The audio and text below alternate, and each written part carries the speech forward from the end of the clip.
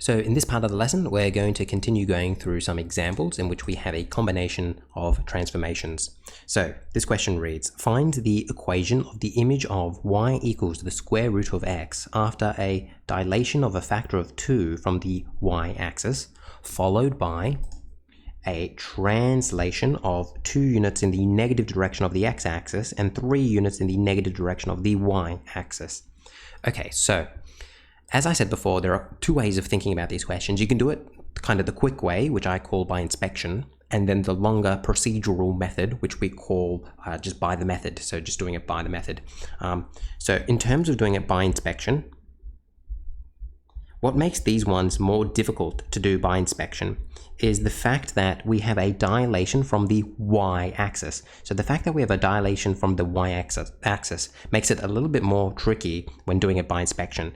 So just for this example, I'm going to begin by doing it by the method, and then we'll circle back and do it by inspection. So let's just begin by doing it by the method, just to kind of get our head around it. And remember, by the method is always a legitimate way of doing it. It's quick, it's effective, and importantly, you're less likely to make a mistake when doing it by the method.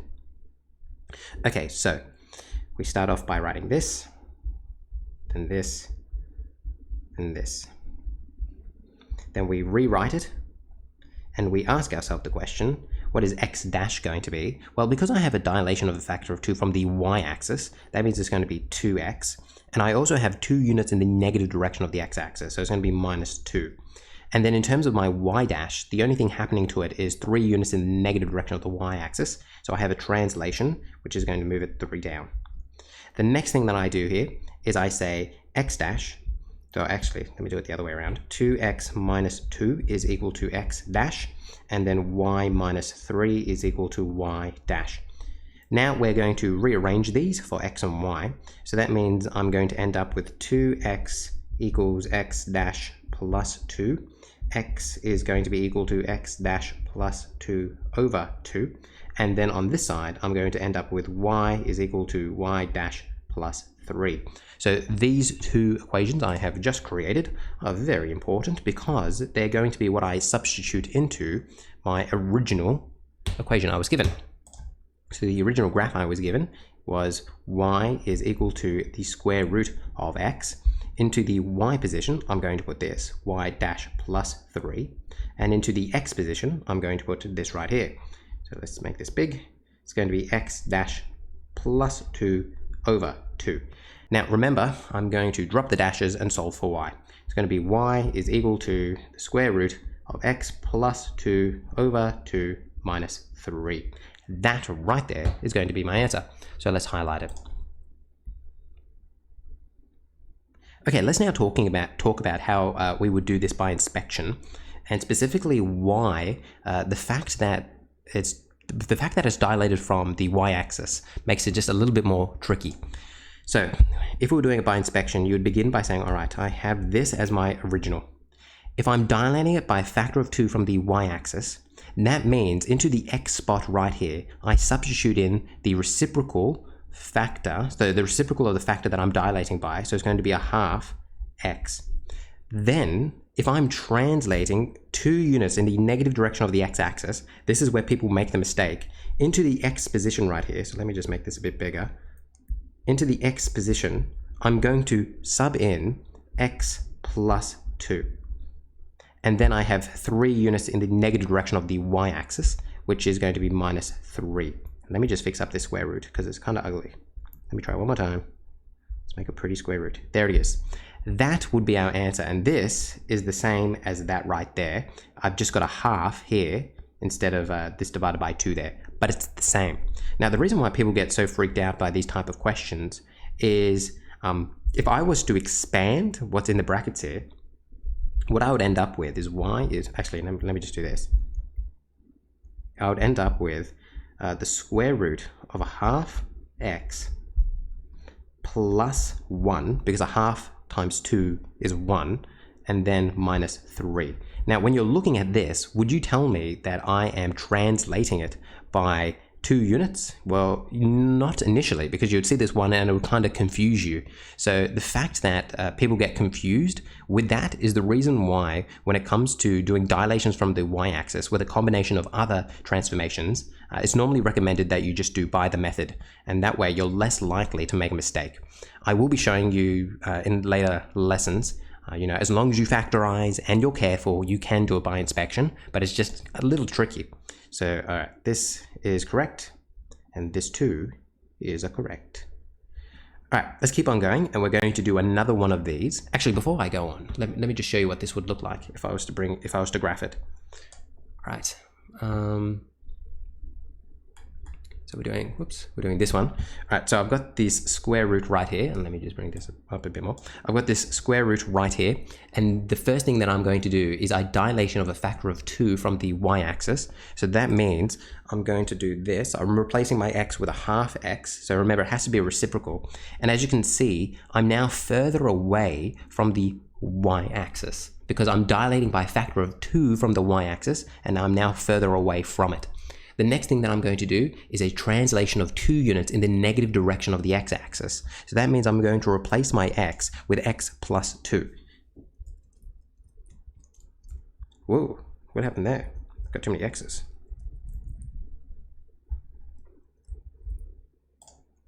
There we go.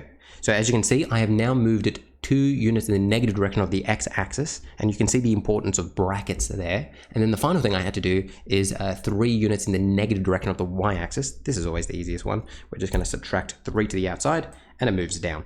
So hopefully you can see the importance of really paying attention when you have dilations from the y-axis, because not only do you have to deal with that reciprocal, but also when you have translations in the x-axis, you really have to be careful about how you're writing it. Okay. Let's now bring this up and go on to the next question. Here it is right here. Oh, come on. There we go. Okay, so again, we can do this by inspection, but we've just got to be really careful. But let's give it a go.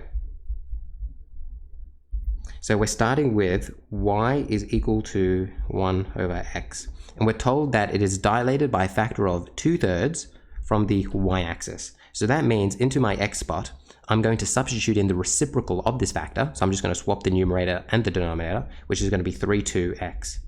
Then it's followed by a reflection in the x-axis. Remember, when we're reflecting in the x-axis, we just give the whole thing a negative. We just put a negative in front of the whole thing. Next, we have a translation of 3 units in the negative direction of the x-axis. This is where we have to be careful now. Let me just do this like that. What I'm going to do is I'm going to replace my x with x plus 3. And then finally, I have 1 unit in the negative direction of the y-axis. So that's just minus 1. So that right there is going to be my answer. The only thing that I would want to resolve here is I don't like how I've written that. The better way to write this would be like this. I can just bring this 2 to the top.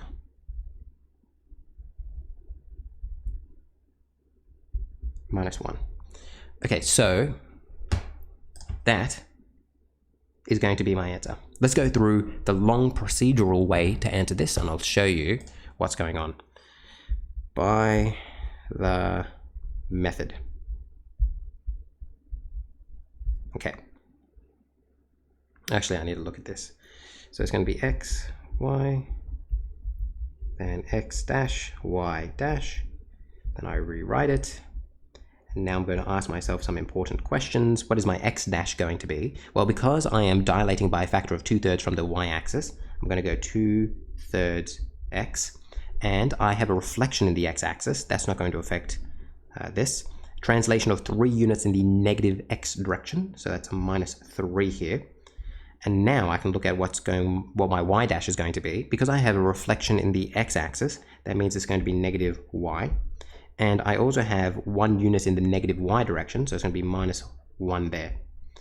All right, now that we've gotten that, we're now going to create our equation. So this is equal to this. So it's going to be 2 that minus 3 is equal to x dash. And then negative y minus 1 is equal to y dash.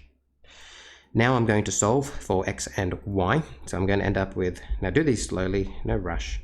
I'm going to end up with x dash plus 3. And now here, what I'm going to do, feel free to do this slowly. I need to get rid of this 3, so let's multiply both sides by 3. And by doing so, those 3's are going to go away. And what I'm going to be left with is 2x is equal to 3x dash plus 3. And now I need to get rid of that 2, so I'm going to divide by 2.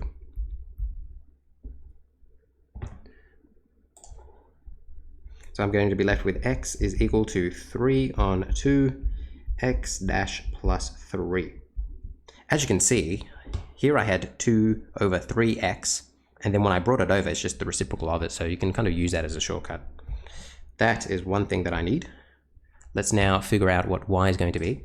This is going to be quite easier, and remember, do it step by step so you don't make any mistakes. I'm just going to bring this plus 1 over, and then I'm going to divide both sides by -1. So I'm going to divide this by -1. I'm going to divide this by -1, and what I'm going to be left with is y is equal to negative y dash minus 1. Okay, now that I have those, let's just zoom out here.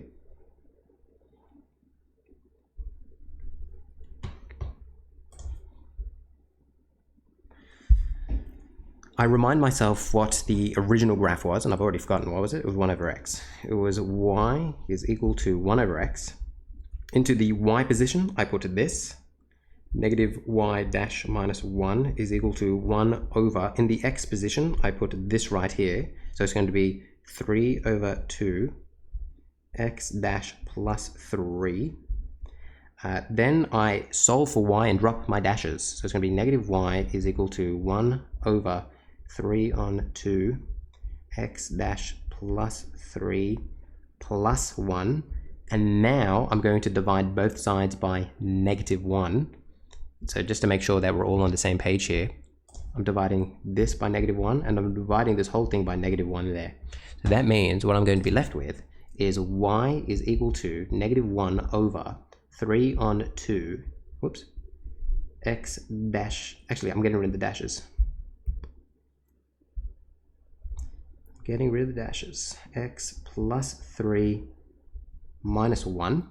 And as I said before, this isn't the prettiest way to write it with a fraction here. What we much prefer to write is just put this 2 up the top, this 3 stays there, x plus 3 minus 1. Oops, and that should be a minus, because there's a minus there.